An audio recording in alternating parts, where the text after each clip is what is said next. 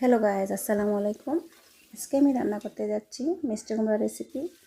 তো আমি প্রথমে কুমড়োটা খোলায় টেলে নিলাম। তো এখন আমি পেঁয়াজ কুচি দিয়ে দিচ্ছি। আমার মাছ ভাজা অলরেডি শেষ। তো কিছুটা রসুন বাটা দিয়ে দিলাম। তো এখন আমি কুমড়াটা অলরেডি দিয়ে দিব এখানে। এখন আমি আস্তে আস্তে কষিয়ে নেব। এখন আমি হলুদ মরিচ সব কিছু দিয়ে দিচ্ছি।